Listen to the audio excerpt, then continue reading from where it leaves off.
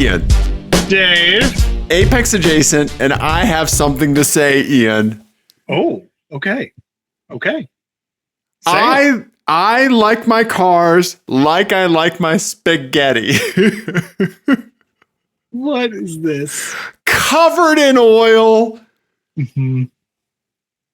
and red sauce? Red? I don't know where this is going, but our buddy Pat Curtin on Instagram. Fantastic follow. Follow Pat's Curtains on Instagram. Mm-hmm. Our buddy from previous guest on the show, friend of the show, Pikes Peak knowledge holder extraordinaire, Shift Colorado associate, right? Yep. Local Denverite. There we go. Yes. He posted something on his Instagram stories. Have you ever had something come across your Instagram stories and it just destroyed your productivity for a day? Yes, I've seen this. Yes. Yeah, because a few weeks ago, he did this to your boy unintentionally to the point where, like, you know, like you look at it like an Instagram story. Mine are all just basically moist Buddha memes at this point. which are also just X or Blue Sky screenshots of other people's accounts. Great. So that's what social media has devolved to me. So you're like, did you see Jenny's thing? And I'm like, no, because I was just laughing at dick jokes. But Pat posted something that shook me to my core because apparently at one point the old spaghetti factory had an advertisement for a Maserati. Like you could win a Maserati by going to the old spaghetti factory. Wow. That's kind of crazy. Yeah. So, okay, this is fun though, because for anyone who doesn't know, the old spaghetti factory is, I mean, let's be honest, slightly nicer Olive Garden. I mean, it's not like, it's fine. It's like brick building Olive Garden. Yeah. Right. Yeah. I haven't been in one since I was a kid. Yeah. Yeah, I think we might have gone, because there was one downtown here, and I think we went to it once. Uh-huh. Ian, I have one close to my house. Oh, yeah. Yeah. Anyway, okay, so continue. But this brings up a question for me. So I've got a good riff for this. Audio listeners didn't see Ian mentally go to an old spaghetti factory in his head. I did. I saw you go there. Uh-huh. It's not a good place. Okay. But you were saying, I'm sorry? No. I'm just saying that I think I have a good riff for this once we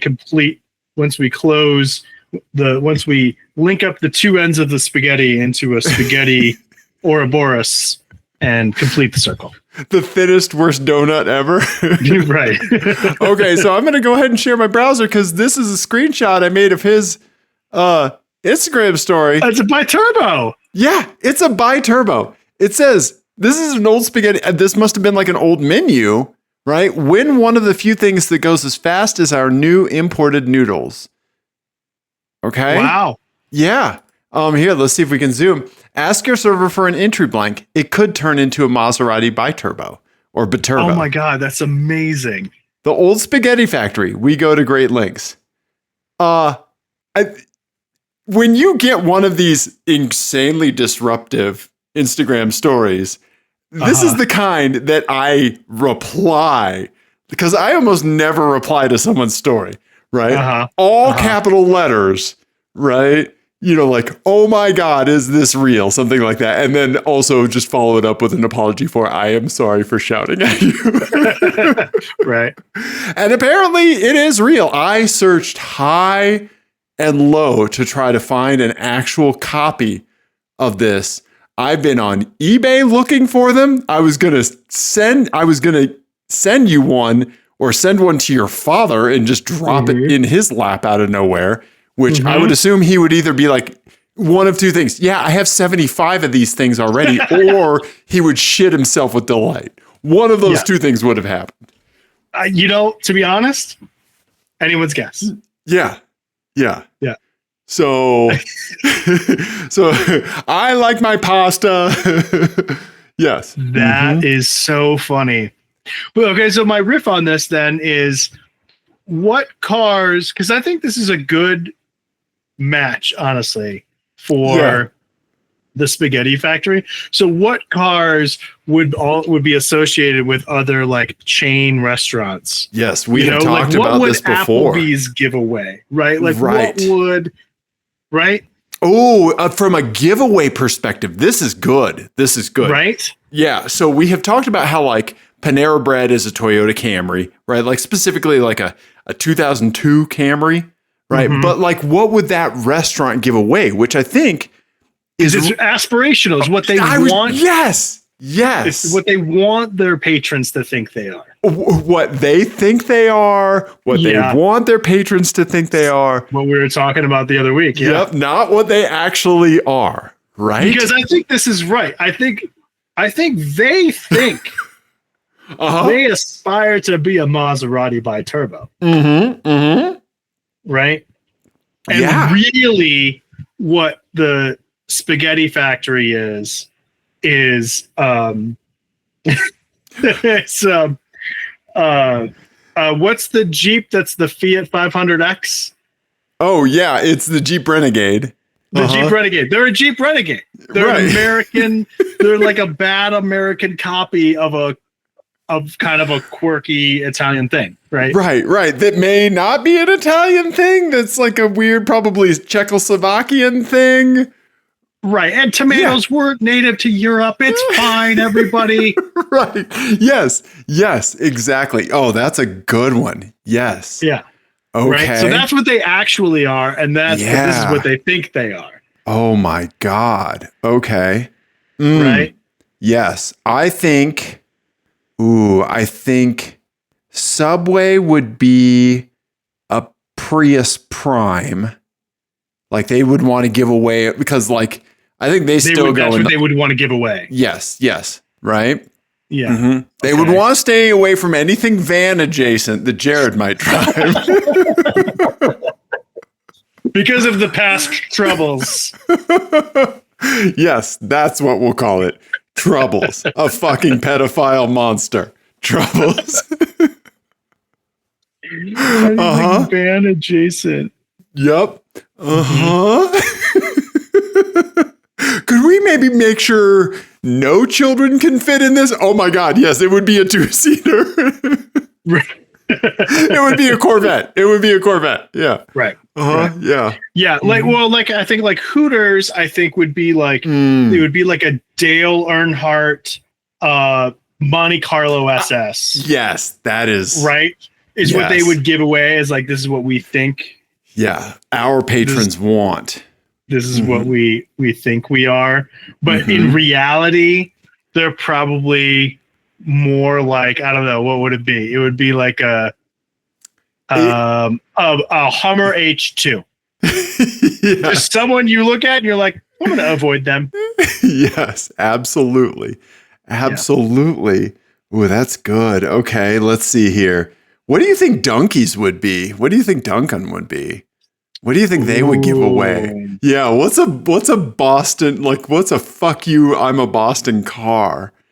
So that's funny because I think that they would, because I kind of associate Saab with New England. Yeah, right. A little bit, right? And I think that Duncan has some yuppie like aspirations, right? They've been trying to like chase the Starbucks market and whatever. Right. So I think that they would do like a 9,000. Okay. Saab 9,000. Yeah, I could see that.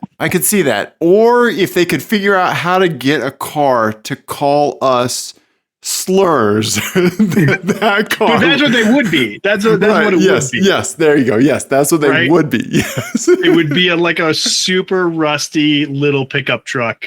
Right. Yeah, exactly. That called me with words. winter tires year round, right? Yes. You know, like that's what they would be. Yes. Okay. I like this. This is good stuff. Pat, thank you so much for sending in or for, posting this that just ruined me probably for 2 days straight now. Man, I got to get a line on one of these menus. There has to be one out there. I mean, if somebody has this picture of it. There's got to be one out there. Yeah, I wonder What if this was like else? a magazine ad or I don't know. It looks tri-folded like a menu? menu, right? Oh, that's a good point. Yeah. You know, like a plate, and it has like kind of like a placematty kind of cut on it, right? Yeah, no, you're right. Oh, maybe it's a placemat. Yeah. Yeah, that's it. Oh shit, we're Googling old spaghetti factory placemat. Spaghetti factory placemat, Maserati. Yeah. Maserati.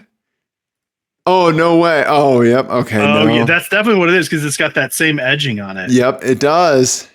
But this one doesn't have the Maserati. It's definitely one of those. Yeah. And it's got to be from the 80s. Yeah, exactly. Oh boy, remembrance of things. Yeah. I'm going to go into the old spaghetti factory by my house and kick in the door and demand. Give me a Maserati. Exactly. Give me a picture of a Maserati.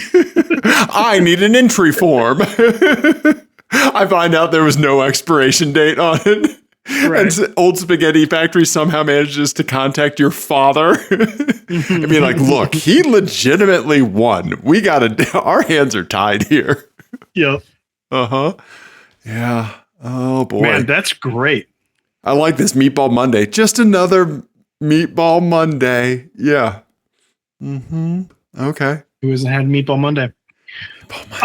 Dave, that's fantastic. Yes. And so if anybody listening has a chain restaurant that for a car that they would give away because that's what they think their patronage wants, then yes, please drop in the YouTube comments or text it to 720-515-1391 and we will talk about it on the show because I'm sure we're going to come back to this.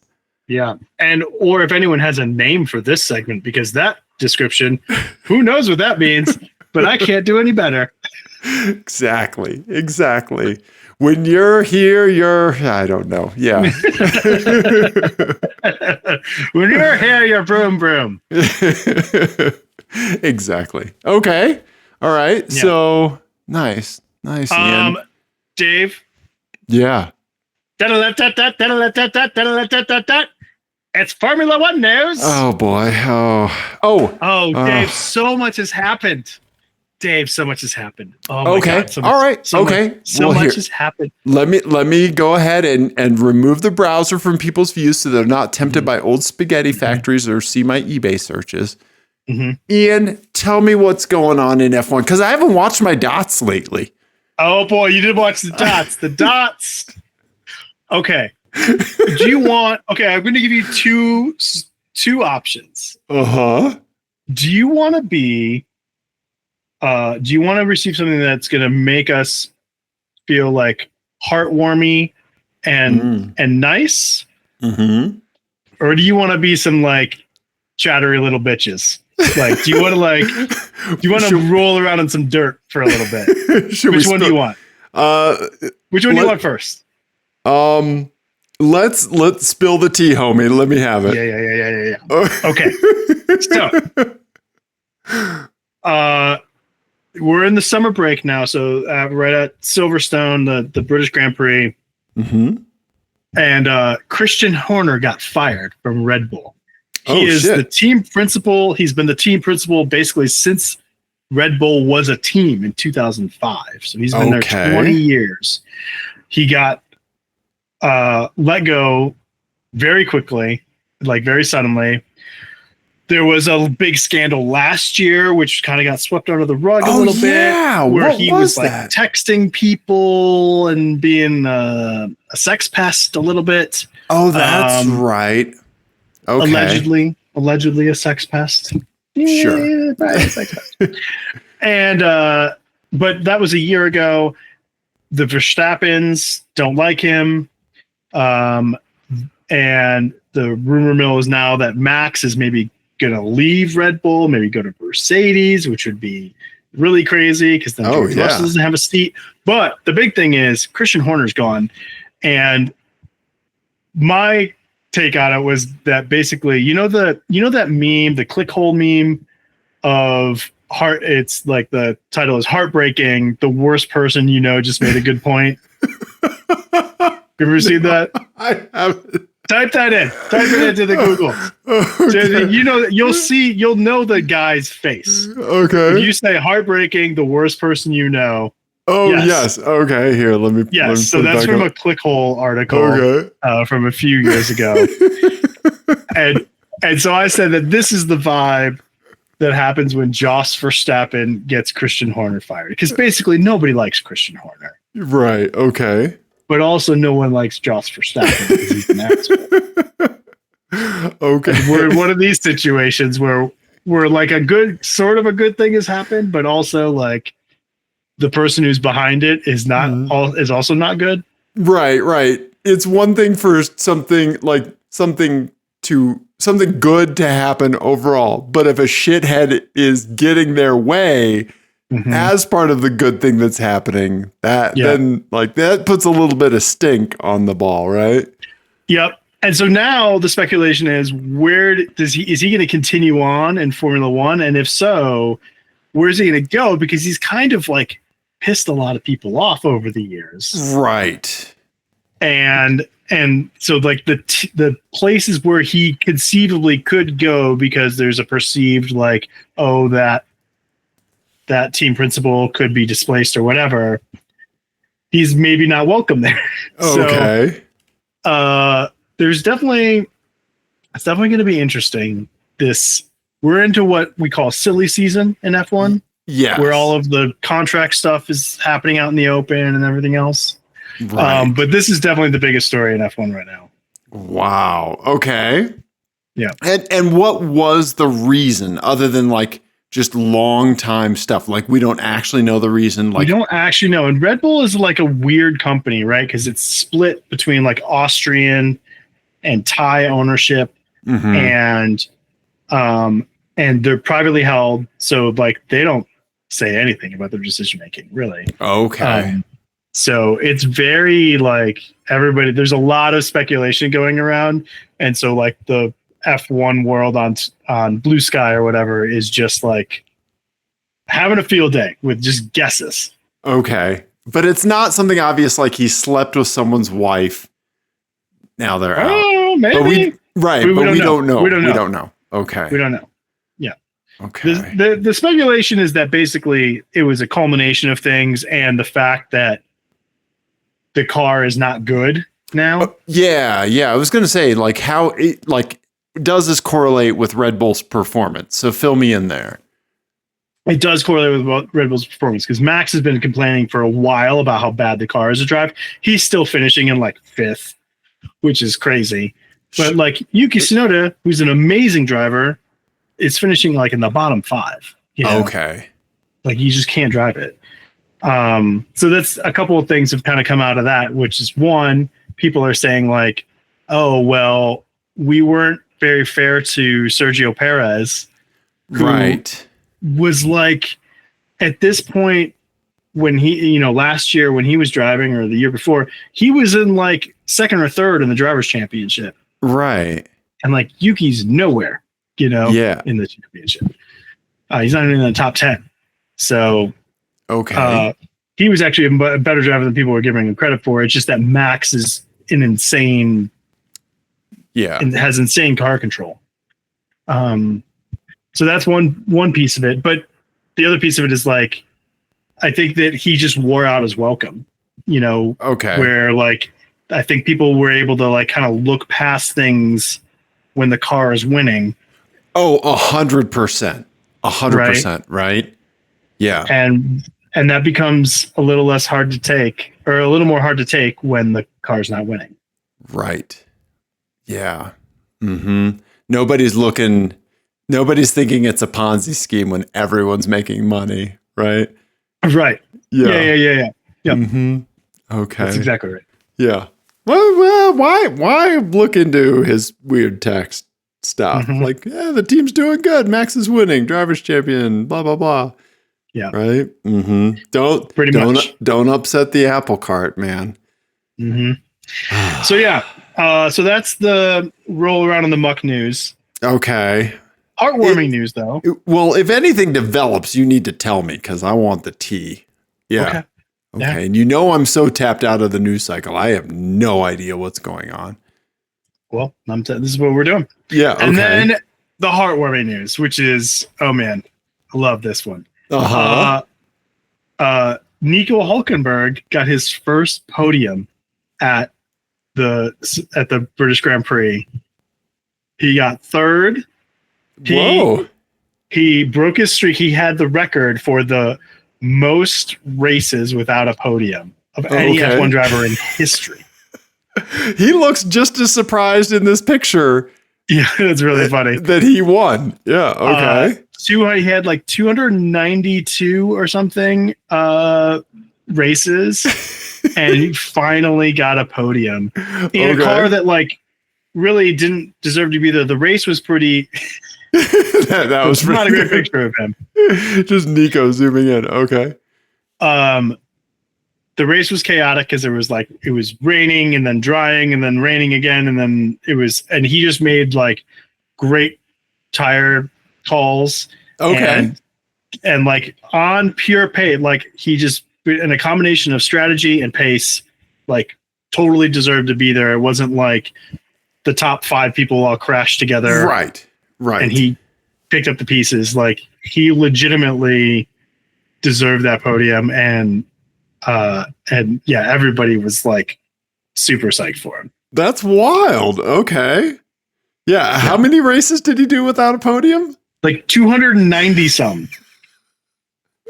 Yeah.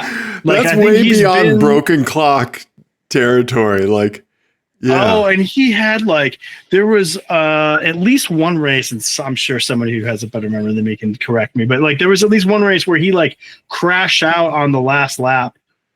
That he would have podium. Oh, yes. Okay. There was a few kind of things like that have happened to him in his career. Sure.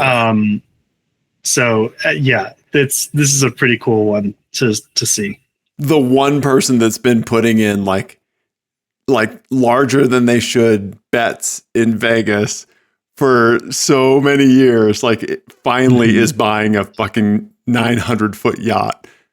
Well, and I saw that Fantasy GP, 2 people worldwide had him on the podium. No. Yeah. 2 people worldwide. And they have a user base of what? Tens of thousands? Tens of thousands, yeah. Yeah, they have a lot of folks. Wild. Wow. Okay. That's crazy. So, yeah. So well, good for him. Yeah. Keep at it. Good job, Nico. Good job, Nico. Oh, so that was my Formula One news. I appreciate it, and that was actually entertaining, Ian. Thank you for dropping. Wait to watch the dots. I you know what? I may go back and watch the dots for Silverstone specifically. Yeah, it would be a good one to watch because it was because all the rain and everything. I will watch the dots. Mm-hmm. I want it to look like a company's rough financials. Yeah. Okay. Well, yeah. What else we got tonight, buddy? You did some racing. I want to hear how it went. Yeah, I did the first autocross of the season, buddy. And fuck. There's courses you vibe with and courses you don't. I think I could have vibed with this course if I had more time with it. If I had maybe 2 more laps with it. So it was a longer course. I think I might even be able to throw up a picture of the course map. I think I have that real quick. Okay, here we go. How about that? Yeah. You see that? There you go. Okay. Yeah. So drag race start, which is never good for me because I like my clutch and I won't. And drag race start means it's a short run to the line, right? From the launch point. Yeah. Yeah. It is almost the exact opposite of a flying start. It was 2 feet away from a standing start. And it was just because there was no room because the course consumed so much of the play area, if you will. So yeah, the course starts down here. And so it was, you doubled back. You kind of made this big U first. And I DNF'd the first one because I got to this point here and went the wrong way. And the corner worker was like pointing, like, you know. And so I cut. Were there corner workers in the middle? Yeah. Right there? Jesus fucking Christ. No, thank you. Well, so there's one of those massive light poles there. Oh. Yeah. So you could just hide behind the light pole if something swings at you and it's not going to get you. Right. Okay. Right. Yeah. And also, like, that's the best place to put the fire extinguisher and stuff like that. Also, yeah, where the fuck do you work cone duty on this thing? Yeah. Just Right? all over. Yeah. I was working grids, so thankfully I was not shagging cones. And there were a lot. There were a bunch of DNFs because it was pretty confusing. But, you know, hey, for the course designer, shoot your shot, you know, like mix it up, whatever. But so like they could only launch cars like a little bit further out than they normally would because of the course doubling back on itself. Right. The runs were about like anywhere people were clocking in like mid 60s to high 70s, you know, so like almost like about a third longer than what we normally run. Yeah. We normally run like 35 to 45 seconds or whatever. And we only got 3 runs morning and 3 runs afternoon. I DNF'd my first one in the morning. I got a 71 for my second run in the morning. And then my third run in the morning, I got a red flag. It wasn't me, but somebody had made a mistake on the course and was actually kind of coming back through the wrong way. And so but like the people on course picked that up, red flagged everything so fast that like everyone except the person that actually saw what was happening, like telepathically, like they called it in. And so morning, when you get a red flag, you don't get a rerun, right? Because run a tight ship. Afternoon runs are the only ones that really count. So I did get my 3 runs in the afternoon, clocked in with another 71, 72. I was over driving. And then I was like, you know what? F it. We're pumping the rear tires. Normally, I run like 34 PSI. The stock is 32. It's like, F it. We're pumping the rears to 38. Yes. Yes. So you were understeering a lot and you were I know how to fix this. Yeah, we're going to have either I'm breaking into the 69s or I'm spinning. Right. One of these two things is happening. And I got into the 69.1, actually pretty deep. So, yeah. Nice. I'm not even going to say anything about pretty deep into the 69. We're going to gloss right over that. I'm so proud of you. My usually don't turn off the traction control boy. Good work. Thank you. Yeah, it was tough getting the rear to unstick. So I'm on a slightly modified tire setup. I'm still running those Hankooks in the back that are a little bit more slippery, and I still have my Bridgestones on the front. But I went with a slightly more narrow size. I was running a 215/45 before. Now I'm 205 215/45 R16, and now I'm running a 205/45 16. So just a touch more narrow. And this is something PETA and I have talked about before. And I think he's told me this, that like, I think before like if you're looking at the bottom of the tire, my sidewall was kind of coming out in like a triangle, like, you know, like a pyramid. Right. And I think that was contributing to the car being able to roll over onto the bead a lot easier. Right. Like it was just kind of like all loosey goosey under there. You know, and so with the more narrow, like it's actually kind of almost triangulated the other way. So when there's so much force on that outer sidewall, I think I'm just pushing that edge of the tire into the pavement rather than just kind of letting the whole sidewall flex. Interesting. Okay. And I think that's making a difference. I feel more hooked up in the front than I have before. And this is like, on an insanely hot day, it was well over like 92, 93. Yeah. Things were greasy. Everybody's just baking on the pavement. Mhm. And like there were only like maybe 4 or 5 times where we had cloud cover for like just a couple minutes before it rolled on.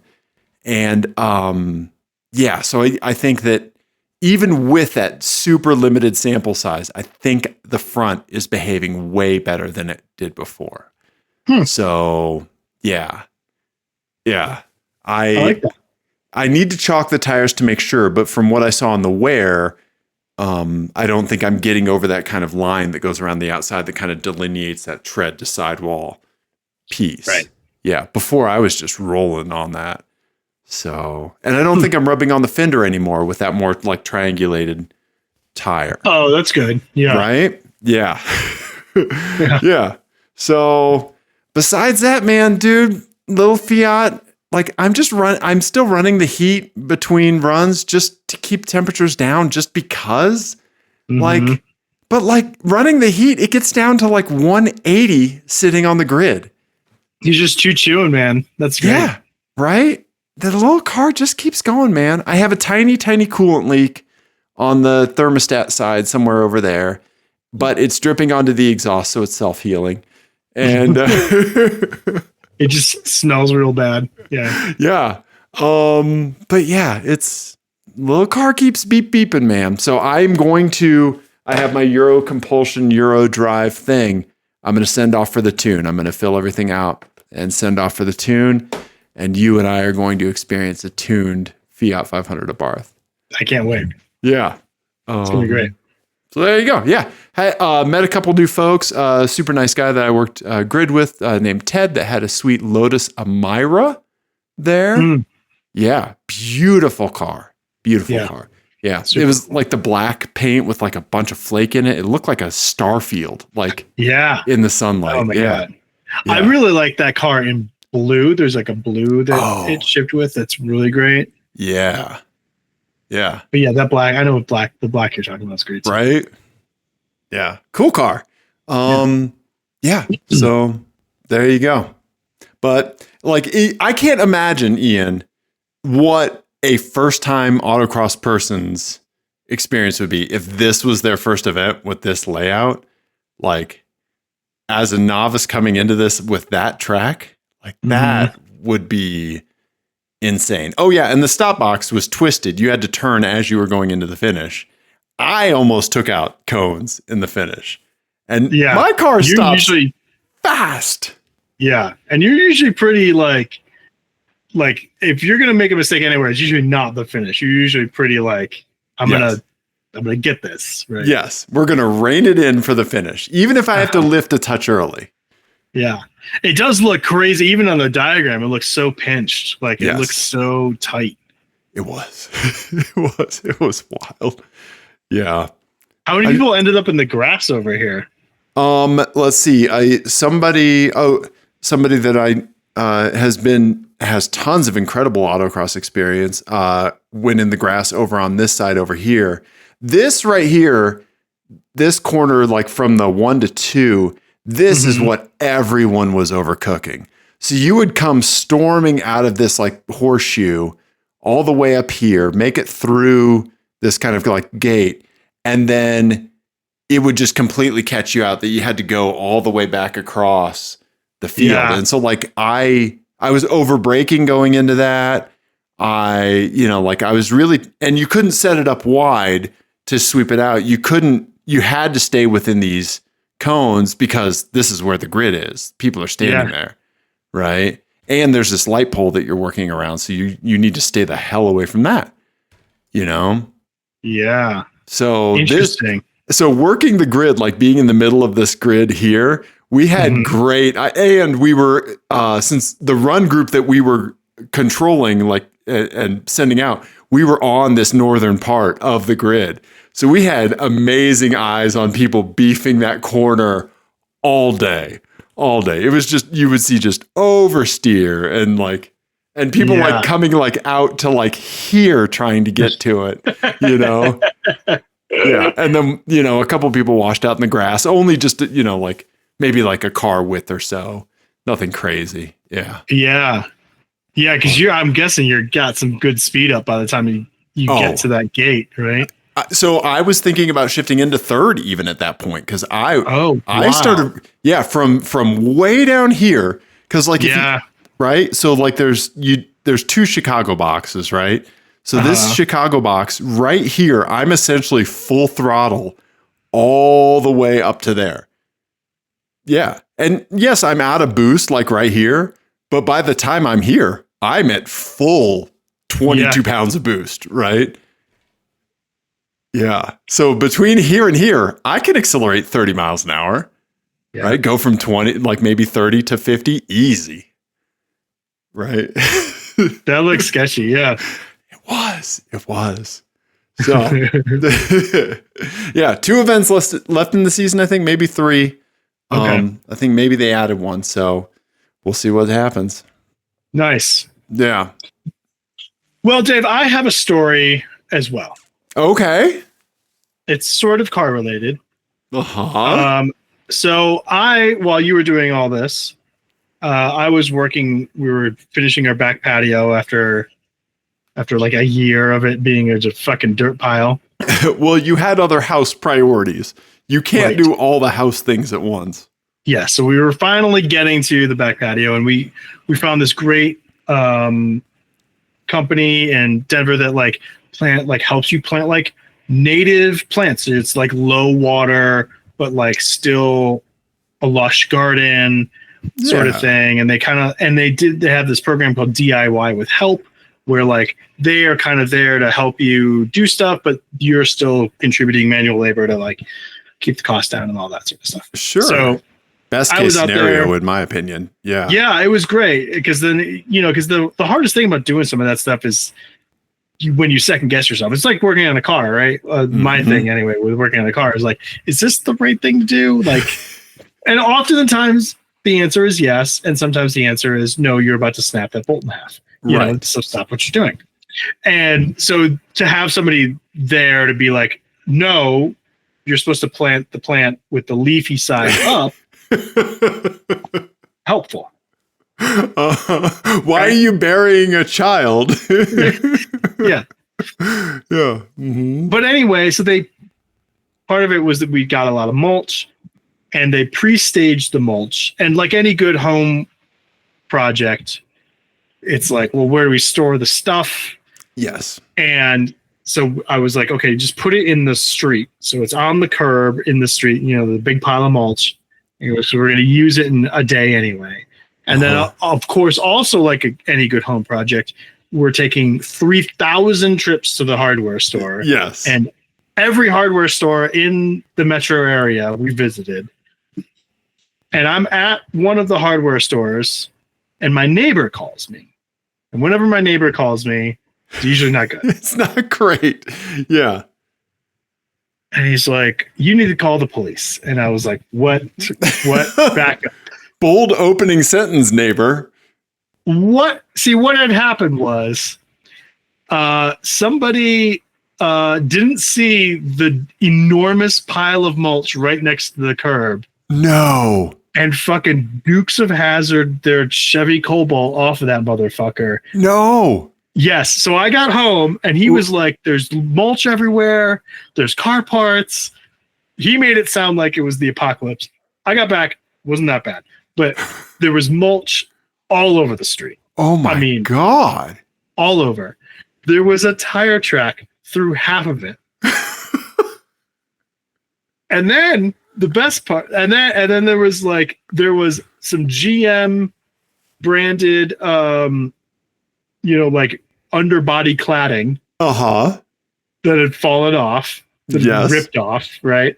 And then the best part was that there was a branch on top of the pile of mulch that did not belong to a tree anywhere on our street. So this was a deposit from a previous incident that they had been dragging from another time they ran over landscaping. Or drove through a park. Or who knows? And this is not take a branch, leave a branch.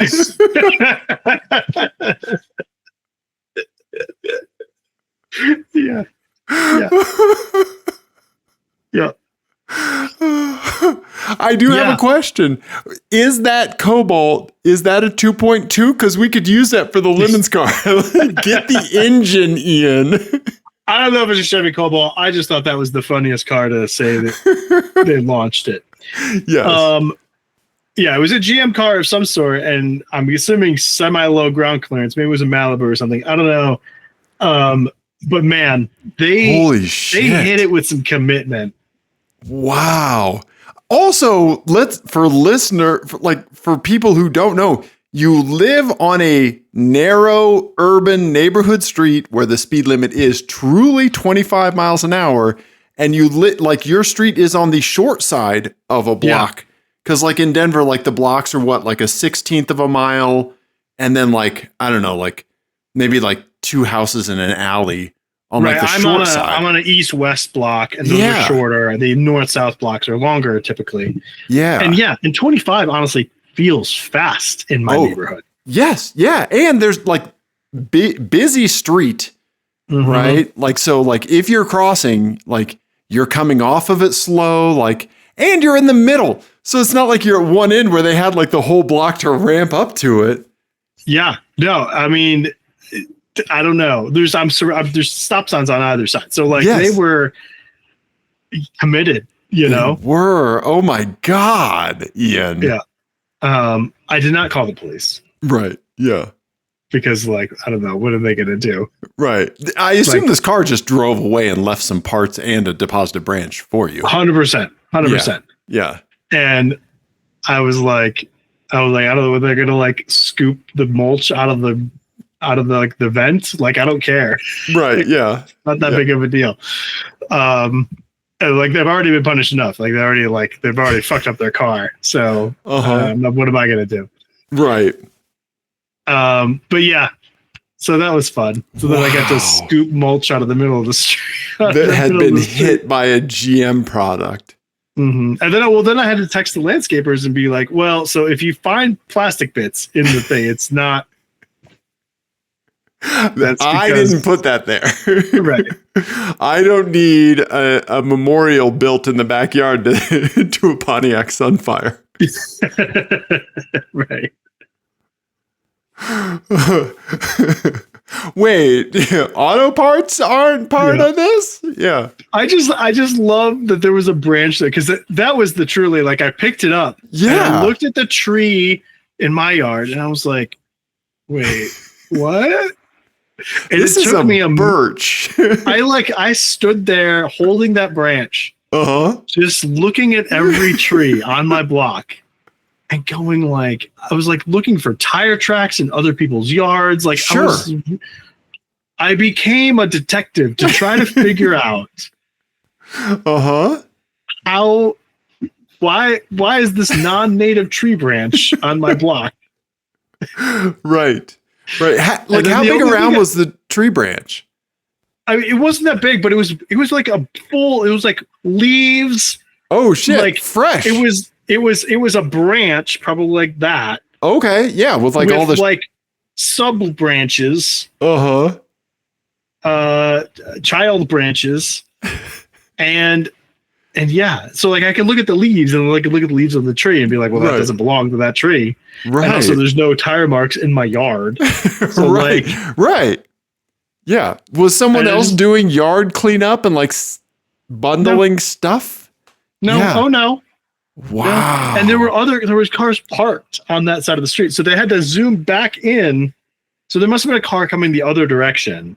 Okay. And so they moved back over and was looking at the car they didn't want to hit instead of where they were going. Okay. Yes. Yeah. Already dragging a branch from the last time they made that same mistake. And then they were airborne, presumably. So this is interesting because like I think that there is a certain thing that happens in people's heads where when the thing happens, they don't think it happened. Right? Correct. Like when that Nissan Rogue went airborne near my work, I think that person was just like, that was a big bump. and like kept going, but they went 4 wheels off the ground, right? Like I think that this person, like there's just something where like when I was hit one time, like backing my truck up, and somebody hit me, and I like in my head I didn't think bump, like that somebody hit me. It was just like, weird noise. Maybe somebody made a thunk. Right. I think that person, whoever's driving your mulch destroyer, I think that they might not have known, maybe. Oh, I think you're probably right. There was a lot of like obliviousness happening. Yes, obliviousness. That's a good term. Yes, thank you. Because again, they were obviously dragging another part of a tree for some distance. Mm-hmm. Yeah. Yeah. I don't know. I mean, hot tip. If you have something stuck under your car, go ramp it off a pile of mulch and you'll clear it out. Maybe it was like the world's fastest Indian. Remember when he blows a tire in that movie and just like rigs a tree branch to be his... oh, no, it's a wonderful Anthony Hopkins movie about like the guy that like, broke like one of the Bonneville Salt Flats. Yeah. Records. Like on basically a homemade motorcycle.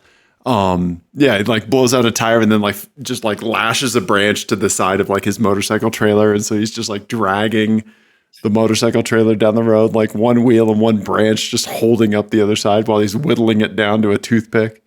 Nice. Great movie. But yeah. Oh, wow, man. Okay. This is why you need a Ring doorbell, man, or like some kind of camera pointed out front, because shit is crazy sometimes. Yeah, there's things happen in my neighborhood for sure. Yeah. Wow. Living in the city. Right? All I get is like some raccoons and like one coyote that pooped directly in the middle of the sidewalk next to my house, just as like a, I want you to know that I'm doing this. Yes. You owe me $10, motherfucker. Yeah. You're in my neighborhood now. Yeah. Wow. Dave, it says here you have a rental car report. Oh, I do, because I was on vacation, and vacation means rental cars.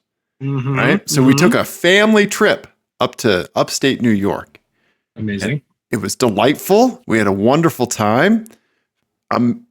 Wonderful connective time with the family up there, and the family we brought with us. Sure. No, it was a fantastic time. We got a couple Chrysler Pacifica minivans, Ian. Oh. So we were the van squad. We had 2 white Chrysler minivans. Pacificas, nice. The hybrids. Okay. Great. The one my son-in-law was driving, it was great, So hold on, let's set the stage. So you were driving one. I was driving one. Son-in-law driving the other. Yes. Important question. Who was faster? He was. Oh, but okay. It was because mine had do a podcast with him then. Mine had 7,300 miles on it. I don't know how many were on his, but every single one of my miles was like, you fucking put it on that car. It made a bunch of noise. It rattled constantly. Really? There was a giant rubber mark and dents down the driver's side. Like, I couldn't believe that they gave us the car. We took like 70 videos of the car, like walking around it. We all are agreeing, you, me, rental company, security cameras at the airport, everyone sees that this is this way. Like, it was like the door still closed and everything, but like it had clearly like rubbed up against a barrier, or an 18-wheeler tire came off and hit the side of it.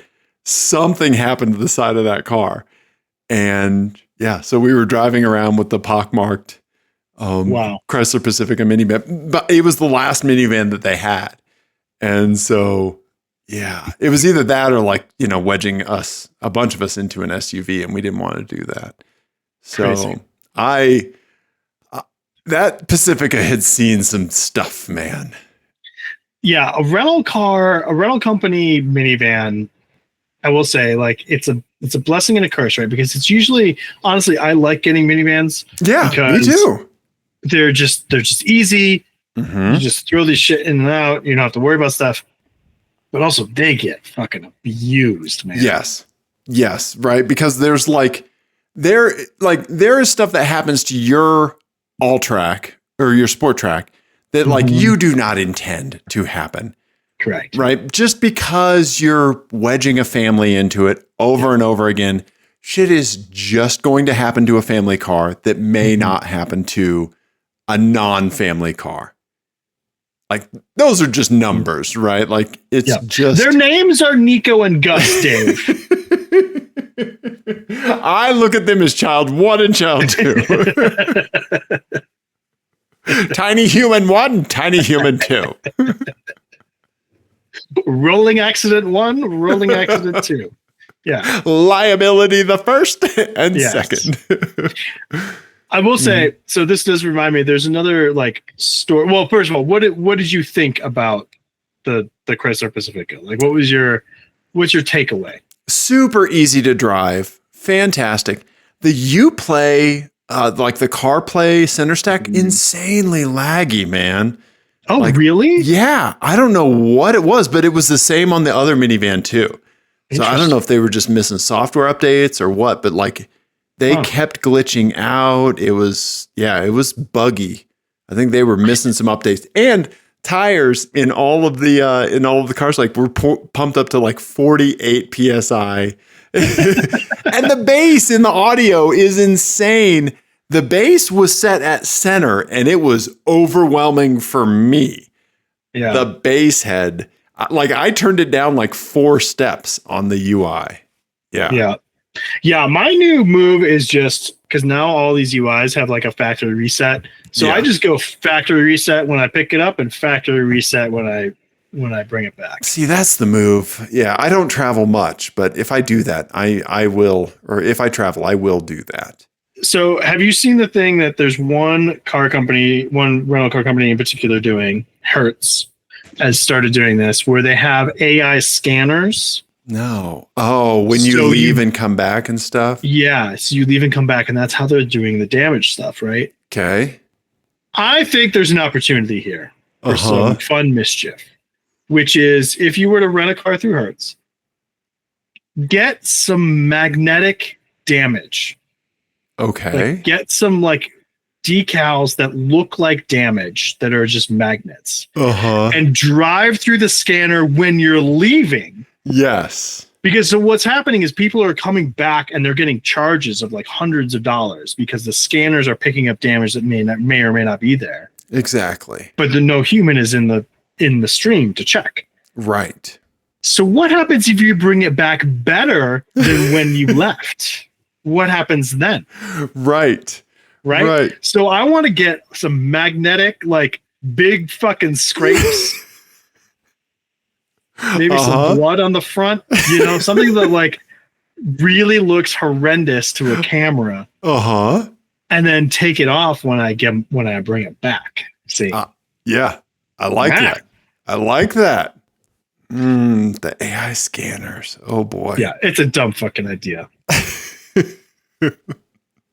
Yeah, because installing, maintaining, and supporting the equipment doing that surely will save the company money over the long run. Right. Yeah. Yeah. I mean, we've been on this rant before, but like basically, I mean, this, like all these other brilliant ideas where the job already existed, like we're just subsidizing this technology to a massive degree, and no one's going to be able to pay to maintain it. Right. And then we're not going to have the people to do the job once this starts breaking. And it's just going to be shittier for everybody.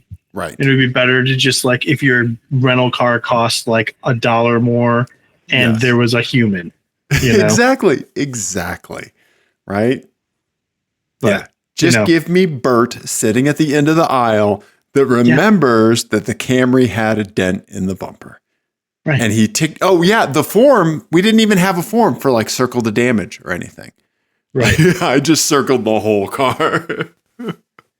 Yeah. Uh-huh. Yeah. So Fun times. but while we were out there, I drove my buddy Mike's Mark 8 GTI with the manual and a few delightful upgrades. Nice. And holy shit, I loved it when I drove Joel's GTI, his Mark 7 that he's perfectly modified. And Mike's, I love it. I still get the Volkswagen thing. And with Mike's, oh man, it is amazing. Like, I don't know if I have been in a car that has a better second to third gear change, boost, RPM handoff other than the Vigan, right? Because the Vigan was like you rolled it to like 6,000 RPM, hit third, and you went off at fuck Jesus Mach 90 billion, right? Mm-hmm. In this, you just get the VW just drops you like, oh, you want to be in like the best possible pocket of boost? You want all the boost that I can give you? Boom. Like you shift it like 5,500 in second. You don't even need to wrap it like crazy. Just 5,500 and it just scoops you and just fucking hurls you down the road. That's great. It's so nice. And also driving it at sea level. Driving cars at sea level is fucking awesome. Right. It's crazy. It's crazy how much faster they are. Oh my God. Yeah. Yeah. I want to drive my Fiat at sea level. Yeah. Yeah. Oh, Jessie has. I need to talk to her. Yeah. Yeah. Oh my God. Yeah. So, so my nephew, Mike, huge shout out to him. And yeah, Kelly drove his GTI. It was the first like modern Volkswagen she's driven and she loved it. She loved it. Yeah.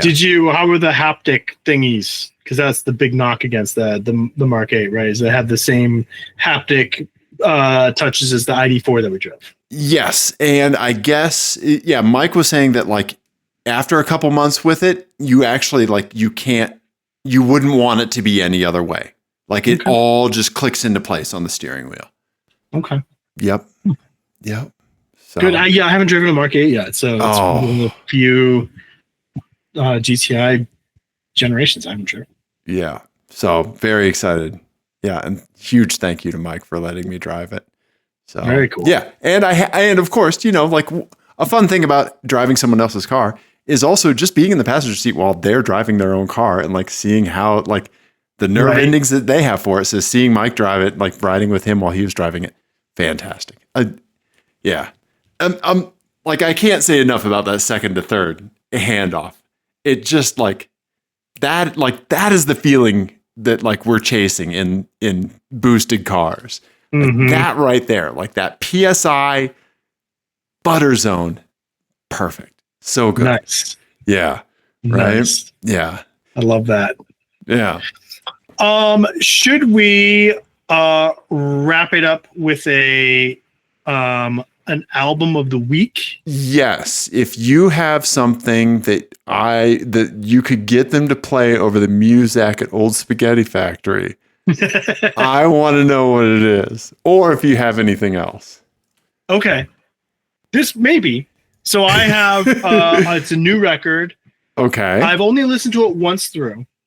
And I'm going to be honest, it hasn't grabbed me yet. But the single I love off of it. So I'm going to give it some more time, and I want to recommend it because I want other people to talk to me about it. I want to hear about it because I think it's an interesting second record from Wet Leg. Oh, yeah. I listened to some of their Glastonbury performance. Yeah, so their second album just came out called Moisturizer. Yeah. They have the lead single off of it is called Catch These Fists, which is fucking rips. That song is awesome. Uh-huh. And yeah, the rest of the album I've only listened to it once through. I need to give it some more time. Okay. But yeah, it's good. It's got a very like Richard D. James sort of album cover vibe going. Don't you Yes, think? it does. Yeah, absolutely. Yeah, a little Aphex Twin. Yeah, very Homage. window licker or come to daddy vibe. Absolutely. Okay. But yeah. Let's all check this out and tell me what you Okay. think.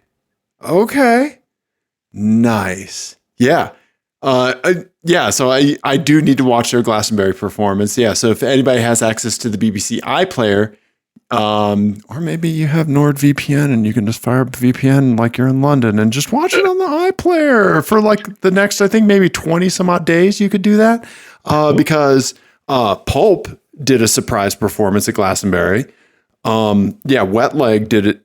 They were on one of the main stages. Fortet, there were some amazing Glastonbury acts this year. So nice. The Charlie XCX act was also bananas, and I'm here for it.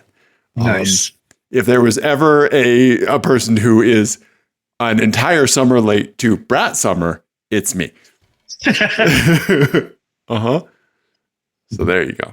Yeah, but Wet Leg, I need to watch the rest of the performance because it looked good. Yeah, they're great live.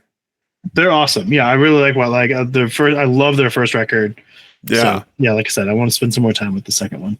Okay, I'm gonna listen to it. When I listened to the first one, I get it.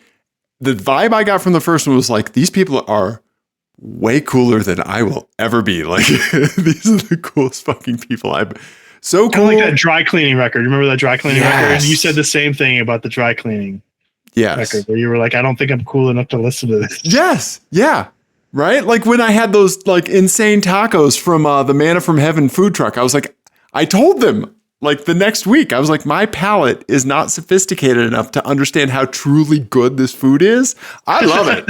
Don't get me wrong. It is one of my top 3 meals of all time out of that food truck. But I don't think I have the molecular ability to fully understand how good this is. I felt that way about Wet Leg's first album. And instead of flavor, it was how cool I am. Just not fair. Okay. Yeah. So, hey, buddy, you rap? see, right? I don't know what I'm putting out there that makes people think those kinds of things. I don't know if we've told that story on the podcast lately. I know we've talked about it, but I don't think we've showed it on the show. But that's one of my very favorite stories out of our time knowing each other is when somebody pulled up next to you at a light, right? And you were listening to music. Is that what it was? So I was driving the Vigan. It was warm out. The air conditioning, the AC was seized. So PETA had short belted it. So it didn't have AC, and the windows were down, and a dude rolls up next to me in his car. And he's playing this smooth, kind of a little bit on the slower side, old school rap beat. Right. And I'm just kind of nodding my head a little bit. And I look over and he's like, "What's up?" And I was like, I like that beat. And he was like, I just made this in my house. And I was like, oh yeah, I love it. It's great. And he was like, yeah, what do you think? And I was like, not a lot of folks are kind of doing that kind of a little slowed down vibe, right? Everything's kind of, faster and a little bit more manic. I like this. It's just chill, but it still moves. And he was like, thanks, man. You rap?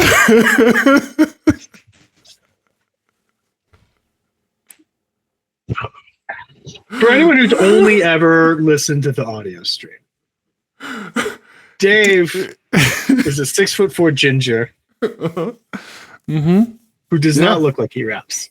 No, I don't. Also, between my wife and I have the highest voice in the house and the lowest voice in the house. Yeah. I don't know if this often in the same sentence. Right. How many times have I quoted rap lyrics on this show? I don't know if people want to hear that. Right. I mean, every time you do it, I love it. It's a delight. My business card says you're in luck. I do 2 things. I rap and fuck. Run the jewels, baby. Run the jewels. Yeah. And this story also led to one of my favorite jokes that I have ever said, which is that your rapper name would be MC SPF 50. Yep. I'm here for it. The Vanilla Killer, the Ginger Ninja, MC SPF 50. Mm-hmm. You rap. Oh my God, it's the best. Mm-hmm. Yep. Dave. Hey, you know, you can respect it, right? But hey, there you go. Well, pimping ain't easy. So we did a car show. Mm-hmm. Let me know what you think. Let us know what you think about the Wet Leg album, 720-515-1391. If you have a cars plus landscaping story, let me know. Yes, and what car a fast food or restaurant chain would give away. Mm-hmm. Mm-hmm. Yes. Yep. apexadjacent@gmail.com. Everybody, thank you. We love you. Goodbye.